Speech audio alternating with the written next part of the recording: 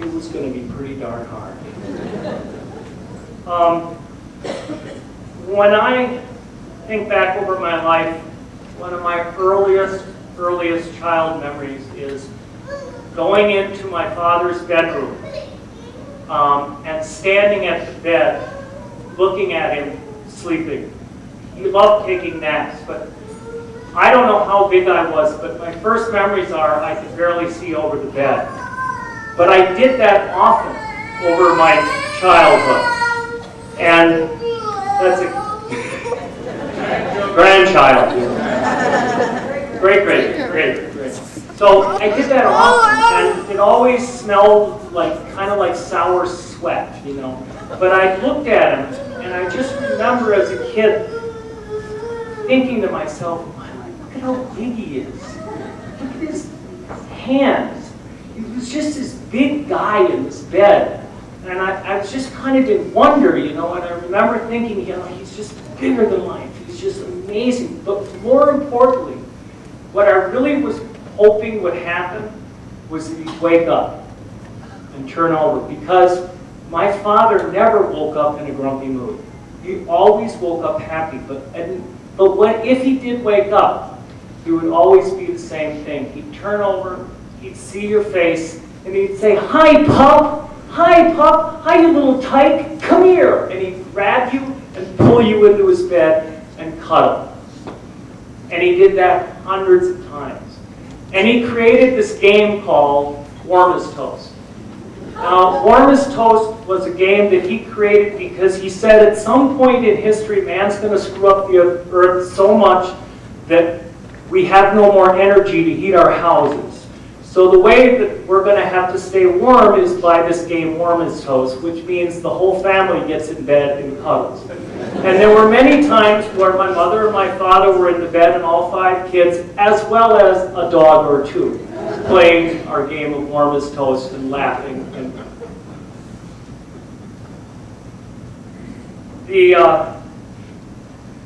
the thing is that when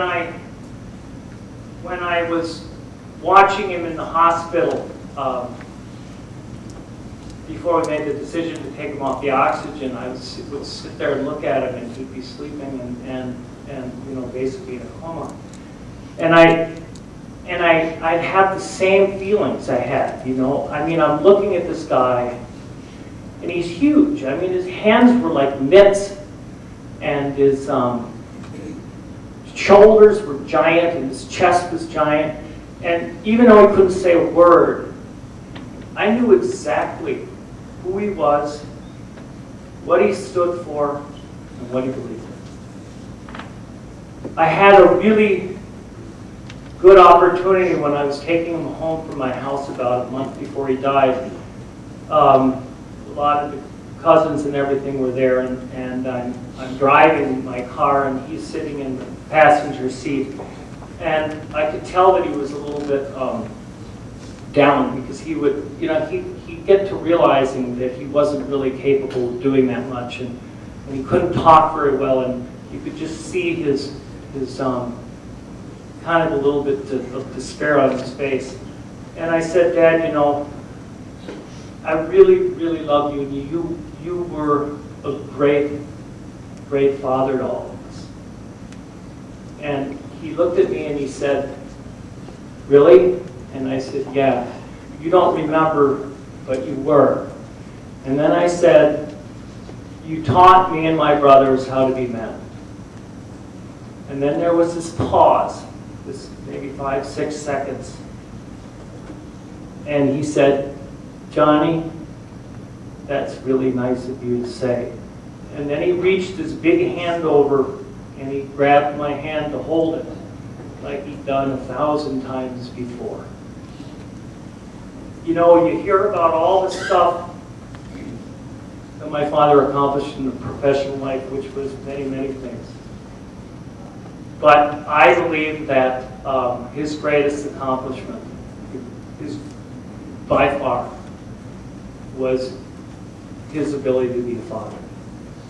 He was unbelievable.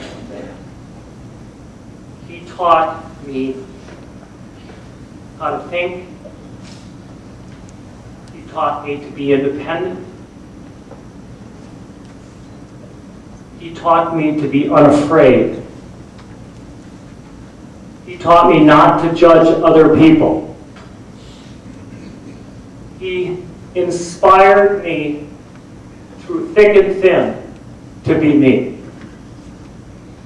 He taught me to love my brothers, to love my sister, to love my wife, to love others in an outward, affectionate way.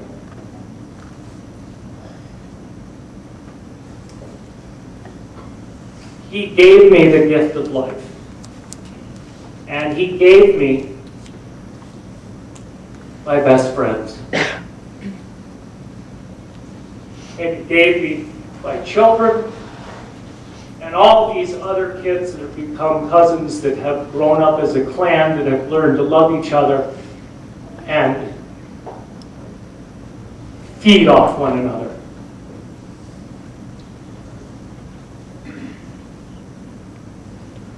I was moving my father out of my father's stuff out of his apartment after he died, and I was with David and with my wife Meg.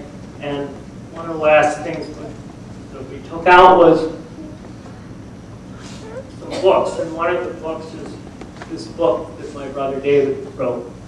And I took this home, and when I was home, I opened it, and I found a letter that David wrote to my mom and dad back in 1987.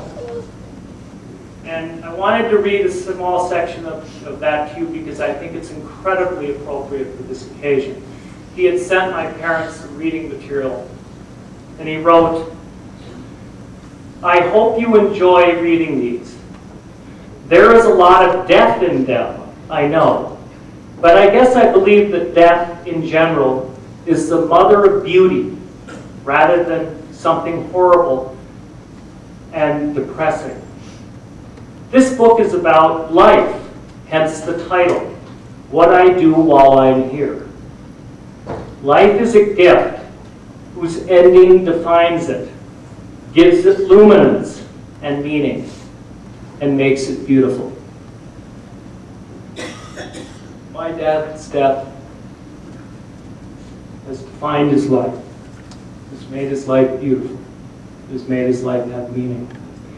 And when I look out over all of you, and I know a lot of you, I know that you're here because my father gave you a little bit of his life and it affected you. His legacy, I think, will live on forever. I thank you very much for coming.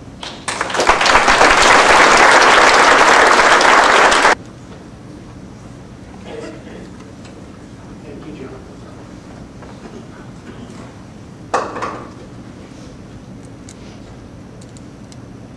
Our mother is in the late stages of Alzheimer's and is unable to be with us today. This ceremony would not be complete without paying tribute to the love of our father's life, Margaret Keene Lessig, affectionately known as Marnie. One of my brothers told me of a conversation he recently had with Dad not so long ago, and Dad couldn't remember any of his accomplishments and activities, so my brother was summing up his life for him. And Dad, confused, asked, "How did I do all that stuff?" To which the response was, "Well, you had a lot of energy, a big imagination, and you were married to Mom." How true it is. A big part of Dad's passion in life was his wife and family. Barney was his one and only love and his helpmate. The two met at the University of Wisconsin-Madison the summer of 1950. Mom was boarding in a fraternity home while attending summer school from the University of Pennsylvania. And Dad was in law school at during the summer waiting tables at that same fraternity. Both of them from the northeastern part of the United States, Mom from near Philly. They discovered shared values and dreams of a home, a family, and work that mattered. They fell in love fast and hard, were engaged 2 months later to be married that winter on February 3rd, 1951. Our daughter Shannon assisted our mother during the earlier phases of her Alzheimer's. And Shannon was one of several of the granddaughters who assisted in this manner. Shannon told us that Mom said she liked Dad immediately because he was so different from the Midwestern boys who just wanted to take you in the woods and neck. In regards to the lightning speed romance, engagement, and plans for marriage, I'd like to read you a couple paragraphs from a letter Mom wrote on October 25th of 1950, just a few months after meeting Dick. She wrote it to her future parents-in-law. Dear Mr. and Mrs. Cates, I realize the romance between Dick and me seems rapid to all of you, and I keep trying to appreciate your and my parents' natural concern for your children's happiness.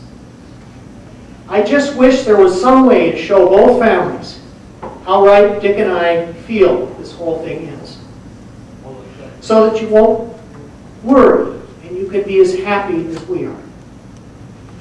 I think Dick and I have something special which a good many young couples lack. Something intangible, something in our understanding and devotion to each other that no one can exactly put a finger on. I love him more than I ever dreamed it possible to love anyone. He's everything I've ever wanted in a man, and it's you, his parents, whom I have to thank for that. I've never been so happy or so contented in my life, even now, sitting home, weekends without a date. You've been so sweet to me, and I've enjoyed visiting you so much. My daddy and mother think a great deal of Dick too, and I'm sure things will work out all right because we both have such wonderful families and so many things in our favor. I think we're pretty lucky in many, many ways. And I just thought it might help a little if I wrote you the way I felt about everything so that you seeing how we are might make you feel better yourselves. Lovingly, Marnie. She was one of his only dates, truly his only girlfriend in life for 61 years. Dad was so lucky, and he knew it. Mom was the real deal, just solid, raising 5 children, 1 daughter, and 4 heck-raising boys, as some of you from the neighborhood of our youth can attest. They had a wonderful marriage, and Mom was able to put up with the antics of her husband and the boys in stride. A simple example is Dad rode in his suit coat and tie every day an old bicycle to work downtown in Madison, rain or shine, to which friends were just amazed and dismayed and would express concern to my mother, especially in wet weather, to which my mom would retort, well, he's not going to melt. But her real love was music. And she sang in church most Sundays, and she sang in the chorus in more than 25 operas, musicals, and symphonies in 4 or 5 different languages in Madison and a few years in Sacramento, California. She shared her love of music with Dad, who didn't always get it, and the entire family, as you heard, you have proof of today, for these beautiful young people. How lucky we are for the gifts she had. Our father passed away on August 3rd. That's our mother's birthday. She would turn 24. I'll know they'll be together soon. Back when you kids were hellraisers at Archery Bridge. I was your mother's pastor.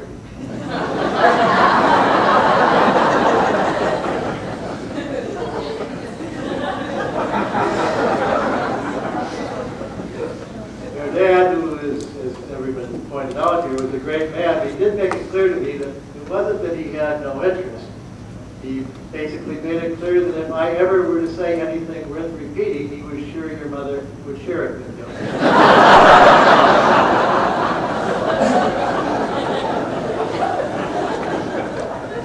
I knew your dad for more than 40 years, and I never once had the courage to ask him whether anything had been shared. The prophet Micah, I think, summed up the life of Dick Cates about as well as it could be summed up. What Micah said was this: "With what shall I come before the Lord and bow down before the exalted God? Shall I come before him with burnt offerings, with calves a year old? Will the Lord be pleased with thousands of rams, with 10,000 rivers of oil? Shall I offer my firstborn for my transgression, the fruit of my body for the sin of my soul? He has showed you, O man, what is good. And what does the Lord require of you? To act justly, to love mercy, to walk humbly with your God." On a day like this, when we gather as a family, but also as a community to say farewell to someone who has achieved a certain amount of prominence, it's only natural that we lift that person's achievements and his contributions. Hence the many tributes that were published in the press and read here this afternoon. It is just and right that we should do so, but it's important too, I think, to emphasize that before the accomplishments came the man. It's important to emphasize, for example, that Dick Cates, so admired by Hillary Clinton, was the man who befriended her not after she achieved high office, but while she was working as an intern on a cause that had every possibility of destroying her money career and his establishment. It is required of you to act justly, to love mercy, to walk humbly with your God. The thing that made Dick Cates a great man and one of the more spiritual individuals I have met over the years is that he did act justly, he did love mercy, he did walk humbly. And walking humbly is not a matter of the aw-shucks country lawyer persona that Dick could have been. It's not a matter of being humble. You don't take on a sitting president of the United States without a certain amount of ego. Walking humbly is rather a matter of understanding that the little guy who needs your help is just as important as the guy with the household name.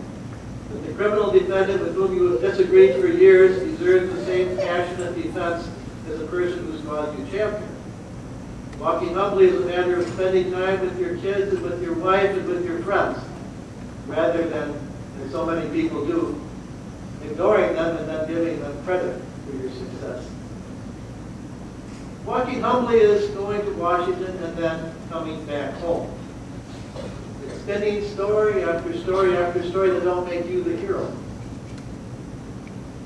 I suggested a minute ago that Dick was one of the more spiritual men I've known. Like many of you, I've known him for many years. But I think what it means to be spiritual, it's an understanding that the purpose of life is to do good. It means understanding that the time to do good is now. It means understanding that the occasion for doing good is whatever occasion God puts in your path. Being spiritual then is no more and no less than just doing the next right thing. And Dick was given the opportunity to do the right thing. He did it. Sometimes he won, sometimes he lost. His life, like each of yours and each of mine, had moments of great triumph, moments of great sadness, but over the years, God kept putting good things for Dick to do in his path. And over the years, he kept doing them. What is required of you, O man? What is required of Dick Cates? What is required of you and what is required of me? Just this: to act justly, to love mercy, to walk humbly with our God. No more, no less. Thank you, Dick, for teaching that lesson. we conclude this service, could we just join in a word of prayer? Well, Lord, we thank you this afternoon for the life of Dick Cates and for the people he touched over the years. We thank you for providing him a loving wife and loving children, strengthened and sustained him over the years and blessed him with the courage to strengthen and sustain the rest of us. We thank you for his sense of humor, for his stories, for his perspective, for his love of this country, for his love of this community. We now bless this spirit as it returns to his maker, and we ask that it infuse each of us as well as we go forward to act justly, love mercy, and walk humbly with our individual spirit and truth.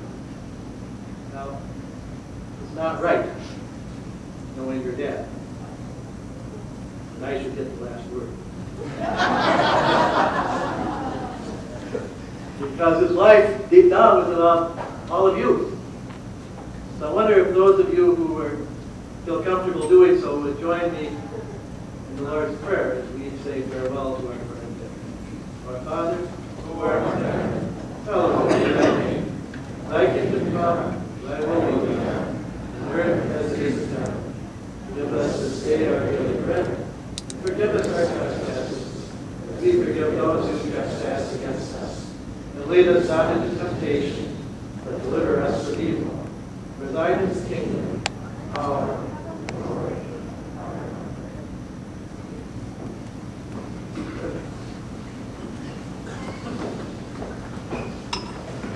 That's it, folks.